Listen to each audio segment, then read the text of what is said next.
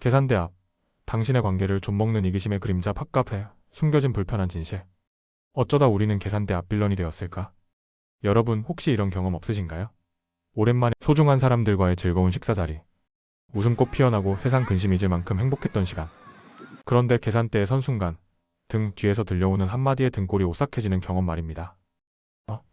벌써 계산했어? 내가 내려고 했는데. 혹은 야 요즘 네가 잘 나가잖아? 오늘은 내가 쏴? 이 말 한마디에 느껴지는 묘한 기분. 고마움 대신 당연함이 깃든, 심지어 내가 안 내면 서운하다는 뻔뻔함까지 묻어나는 그 한마디가 여러분의 마음에 콕 박혔다면 오늘 이야기는 결코 남의 이야기가 아닐 겁니다. 우리가 아무 생각 없이 주고받는 밥값 계산이라는 사소한 행위 속에 사실은 인간관계에 깊고도 불편한 진실이 숨어 있습니다. 이 영상을 끝까지 시청하시면 관계 속에서 불필요한 스트레스나 오해를 줄이고 사람의 진면목을 꿰뚫어보는 지혜를 얻어가실 수 있을 겁니다. 제가 마치 여러분의 삶을 옆에서 지켜본 것처럼 계산대 앞에서 우리가 마주하는 관계 파괴형 발언들과 이에 현명하게 대처하는 법을 명강사의 입장에서 속 시원하게 풀어드리겠습니다. 이 강의가 마음에 드신다면 구독과 좋아요는 필수겠죠? 여러분의 클릭 한 번이 더 깊이 있는 인사이트를 만드는 원동력이 됩니다. 첫 번째 유형 당연함이라는 톡. 오늘은 내가 사는 거지? 제 주변에는 김 부장이라는 분이 있습니다. 늘 모임의 중심이었고 사람들과 어울리는 것을 누구보다 좋아했죠. 젊을 때는 회식 자리에서 늘 먼저 지갑을 열었고 은퇴 후에도 친구들과의 모임에서 베푸는 것을 마다하지 않았습니다. 그런데 어느 날부터 김 부장님의 얼굴에 수심이 들이오기 시작했습니다. 그의 고민은 다름 아닌 돈 계산 문제였습니다. 김 부장님은 제게 이렇게 하소연했습니다. 내가 돈 쓰는 게 아까운 게 아니야. 그런데 말이지, 언제부턴가 후배들이나 친구들이 부장님이 쏘시는 거죠? 형님이 사주시는 거죠? 같은 말을 너무나 당연하게 하더라고. 처음 한두 번이야 유쾌하게 넘어갔지만 이게 계속되니 내가 마치 모임의 공용 ATM이라도 된 것 같아서 씁쓸해지는 거야. 결국 이런 상황이 반복되면서 김 부장님은 어느 순간부터 모임 자체를 부담스러워하기 시작했습니다. 친구들의 연락만 받아도 오늘은 또 얼마나 내가 감당해야 할까 하는 걱정이 앞섰다고 합니다. 여러분도 이런 경험 있으실 겁니다. 누군가 던지는 야, 너 요즘 월급 많이 올랐다며? 그럼 오늘은 내가 써야지. 같은 가벼운 말들. 처음엔 웃어 넘기지만 진짜 문제는 상대방이 이러한 호의를 점차 당연한 권리처럼 받아들이기 시작한다는 겁니다. 내가 계산하는 것이 마치 정해진 규칙처럼 굳어져 버리고 심지어 제가 내지 않으면 재수없게 돈 많으면서 참 야박하다는 속삭임까지 들리는 듯한 기분이 드는 순간이 오죠. 이런 상황이 반복되면 우리의 마음은 묘하게 불편해집니다. 분명 내가 돈을 잘 번다고 해서 모두의 식비를 책임질 의무는 없는데 말이죠. 인간의 심리는 참으로 간사해서 타인의 베품이 익숙해지면 그 소중함을 잊고 원래 그런 것이라 착각하게 됩니다. 악의가 있어서라기보다 상황이 그들을 그렇게 만드는 경우도 많습니다. 우리가 부모님의 무조건적인 사랑과 희생을 당연하게 여겼던 것처럼 말입니다. 그러니 무조건 그들을 비난하기보다는 상황을 현명하게 관리하는 지혜가 필요합니다. 그렇다면 이 불편한 당연함의 덫에서 벗어나려면 어떻게 해야 할까요? 여기 70대 중반의 최영수 선생님의 지혜로운 접근법이 있습니다. 영수 선생님은 호탕하고 유머러스한 성격으로 주변에 사람이 끊이지 않습니다. 하지만 돈 문제에 있어서는 자신만의 확고한 원칙을 가지고 있죠. 영수 선생님은 모임 초반에 늘 이렇게 운을 띄웁니다. 여러분, 우리끼리 만나면 깔끔하게 각자 먹은 것만 계산하는 게 최고야. 누가 뭘 더 먹었네, 덜 먹었네 따지기 시작하면 머리 아파지잖아. 그리고 오늘은 내가 샀으면 다음번엔 다른 친구가 자연스럽게 내는 걸로 순서를 정하면 편하지. 이렇게 미리 명확한 원칙을 세워두니 영수 선생님 주변에서는 돈 문제로 인한 갈등이 거의 없습니다. 그분이 평소 잔소리하는 분이 아니라 모두가 편안할 수 있는 규칙을 제시했기 때문입니다. 혹시 누군가 영수 형님, 요즘 돈 좀 버셨다면서요? 오늘은 형님이 쏘시는 겁니까?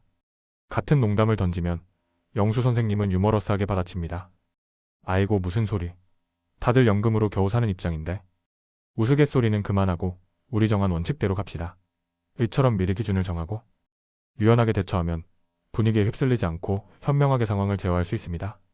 인간관계에서 명확한 원칙은 때로 모호한 기대보다 훨씬 강력한 신뢰를 만듭니다. 두 번째 유형 계산기 두드리는 관계. 난 제일 싼 거 먹었으니 내 것만 낼게. 제게는 박미경이라는 지인이 있습니다. 작년에 오랜만에 친구들과 근사한 식사를 즐겼던 날, 음식도 훌륭했고 대화도 즐거웠습니다.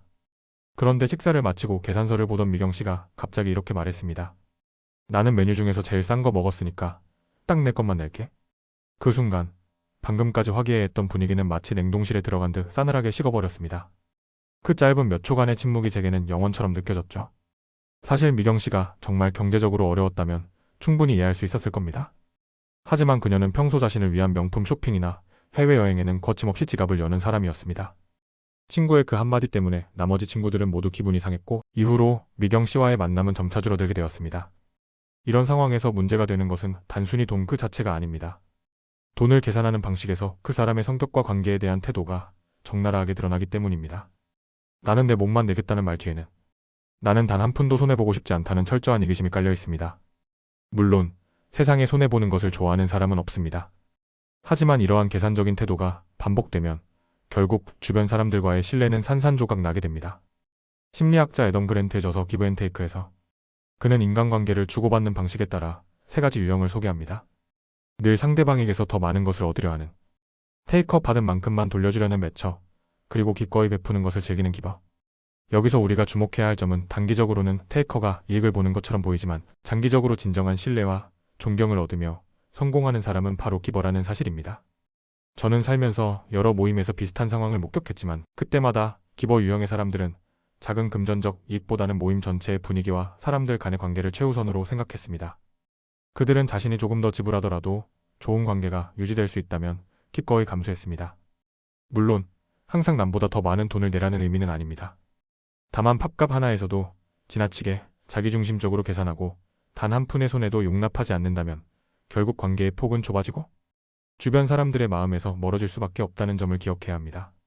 삶은 결국 사람과 사람의 연결로 이루어져 있습니다. 영국의 시인 존더는 어떤 사람도 그 자체로 온전한 섬이 아니다. 모든 인간은 대륙의 한 조각이며 전체의 일부이다라고 했습니다. 우리는 혼자 살아갈 수 없습니다.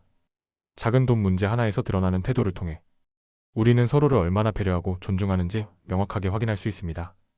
계산기를 두드리는 관계는 결국 그 관계의 유효기간을 단축시킬 뿐입니다. 세 번째 유형 미안한 척하는 관계야. 벌써 계산했어? 내가 내려고 했는데. 40대 직장인 이수호 씨의 경험담입니다. 수호 씨는 회사 후배와 자주 점심 식사를 했습니다. 그런데 식사가 끝나고 계산할 때마다 그 후배는 늘 같은 레퍼토리를 반복했다고 합니다. 수호 씨가 지갑을 꺼내 계산을 마치고 나면 꼭 그때서야 후배는 이런 말을 하곤 했죠. 벌써 계산하셨어요? 아, 제가 내려고 했는데. 하지만 이런 상황이 몇 번 반복되자 수호 씨는 점점 마음속에 불편한 감정이 쌓이기 시작했습니다. 진정으로 계산할 마음이 있었다면 계산서가 나왔을 때 미리 지갑을 꺼내 준비하고 있었을 테니까요. 하지만 후배는 언제나 절묘하게 늦은 타이밍을 잡았고 결국 한 번도 계산한 적이 없었습니다. 수호 씨는 어느 순간부터 그 후배와의 식사 자리를 피하고 싶어졌습니다. 계산을 하고 나서도 기분이 찜찜하고 속으로는 또 속았구나라는 생각에 휩싸였기 때문입니다. 그 후배는 자신의 지출 부담은 줄이면서도 겉으로는 예의 바르고 배려심 있는 사람처럼 보이고 싶어 했던 것이죠. 심리학적으로 볼 때 이런 행동은 손실 회피 심리와 사회적 인정 욕구가 교묘하게 결합된 모습입니다. 사람들은 금전적인 손해를 피하려는 본능이 강하지만 동시에 주변 사람들에게는 좋은 사람으로 인정받고 싶어 합니다. 그래서 계산이 끝난 후에야 내가 내려고 했는데라고 말하며 실제 부담은 지지 않으면서도 겉으로는 좋은 의도를 보이는 척하는 것입니다. 물론 정말로 계산할 타이밍을 놓치는 경우도 있을 수 있습니다. 하지만 만약 여러분 주변에 매번 이런 행동을 반복하는 사람이 있다면 그 관계에 보이지 않는 금이 가고 있음을 인지하고 해결할 필요가 있습니다. 그렇다면 이런 상황에 어떻게 현명하게 대처해야 할까요? 첫 번째 방법은 역으로 먼저 기회를 주는 것입니다. 상대가 늘 이런 말을 한다면 다음번에는 식사 후 먼저 오늘 잘 먹었어. 고마워라고 말하며 네가 계산할 차례라는 메시지를 은연중에 전달하는 겁니다. 상대가 정말 낼 의향이 있었다면 계산할 것이고 아니라면 그 자리에서 어색한 변명이 나오겠죠? 두 번째는 호구가 되기를 멈추는 것입니다. 이런 상황에서는 자신의 태도도 돌아볼 필요가 있습니다. 혹시 내가 너무 자주 계산하려고 서두르거나 상대방에게 충분한 계산 기회를 주지 않고 있는 것은 아닌지 말입니다.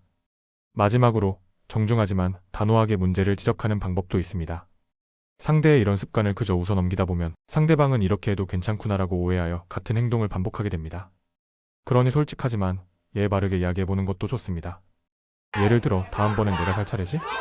같은 가벼운 말로 미리 상기시켜줄 수도 있습니다. 결국 인간관계는 서로에 대한 진정한 배려와 솔직한 소통이 기반이 되어야만 유지될 수 있습니다. 이런 작은 행동들이 쌓여 관계 전체를 뒤흔들 수 있기 때문입니다. 독일의 철학자 니체는 진정한 관계는 말이 아니라 행동에서 드러난다고 말했습니다. 말과 행동이 일치하는 사람, 그리고 작은 약속이라도 지키는 사람과의 관계는 오래 지속됩니다. 반면 말만 앞서고 행동이 따르지 않는 사람과의 관계는 시간이 흐를수록 점점 소원해질 수밖에 없습니다. 이것은 단지 팝값을 내고 안 내고의 문제가 아니라 그 사람이 관계를 얼마나 진심으로 소중히 여기는지를 보여주는 척도입니다. 말만 번지르르한 사람은 결국 관계의 짐이 될 뿐입니다. 네 번째 유형 빈곤, 코스프레 관계다. 돈 없는 거 알잖아? 40대 직장인 박선영 씨의 이야기입니다. 선영 씨는 오랜 친구들과 한 달에 한 번은 꼭 만나 식사와 술자리를 가지며 소소한 일상을 나누는 것을 즐겼습니다.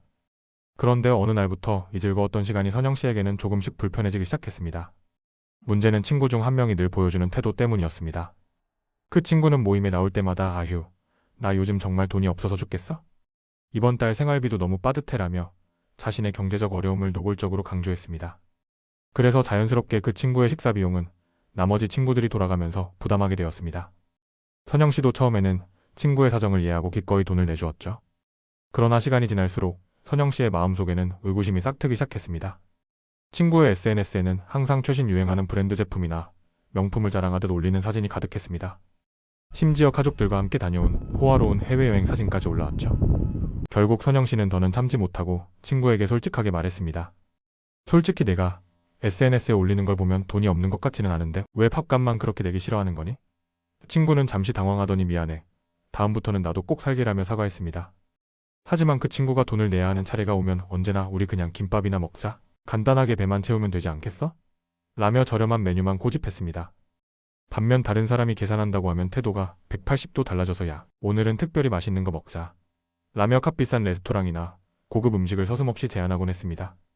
이런 이중적인 모습을 반복적으로 지켜보면서 선영 씨는 그 친구에 대한 신뢰가 점점 사라졌고 만남 자체가 스트레스가 되어버렸습니다. 물론 각자 소비의 우선순위는 다를 수 있고 진정으로 사정이 어려울 때 친구의 도움을 받는 것이 잘못된 일은 아닙니다. 하지만 문제는 상대의 배려와 호의를 당연하게 여기고 심지어는 교묘하게 이용하려는 뻔뻔한 태도입니다. 동양 철학에서는 군자는 의리에 밝고 소인은 이익에 밝다고 말합니다. 사소해 보이지만 이러한 돈 문제는 결국 사람의 됨됨이와 직결됩니다.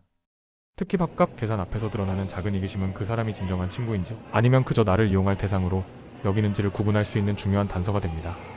겉으로는 사소해 보이는 말 한마디와 행동 하나에 그 사람의 진심과 본심이 담겨있기 때문이죠. 여러분의 곁에 진정한 친구를 두고 싶다면 밥 한 끼 계산에서도 서로를 배려할 줄 아는 사람을 곁에 두시길 바랍니다. 이용만 하려는 관계는 결국 스스로를 고립시킬 뿐입니다. 나가는 말 계산대 앞, 당신의 품격을 보여줄 시간. 결국 우리가 살아가면서 경험하는 수많은 인간관계 속에서 특히 밥값 계산이라는 작고 사소해 보이는 상황에서 드러나는 말 한마디가 그 사람의 진심과 본심을 정확하게 보여준다는 것을 오늘 함께 살펴봤습니다. 분명 누군가는 뭐 이런 걸로 유난이야? 라고 대수롭지 않게 넘길 수 있겠지만 막상 그런 말을 듣는 사람의 마음에는 목에 걸린 작은 가시처럼 계속 신경 쓰이게 되고 심지어는 관계 전체를 흔드는 치명적인 부담으로 작용한다는 것을 여러분 모두 공감하실 겁니다. 누구나 금전적인 손해를 보고 싶지 않은 마음은 똑같습니다. 하지만 사소한 이익 앞에 흔들려서 결국 가장 중요한 사람과의 관계를 망치고 소중한 사람의 마음에 깊은 상처를 준다면 그것만큼 어리석은 일도 없을 것입니다. 밥 한 끼가 단지 음식을 먹는 행위에 그치는 것이 아니라 서로의 마음과 시간을 나누는 소중한 교감의 자리라는 것을 우리는 결코 잊지 말아야 합니다.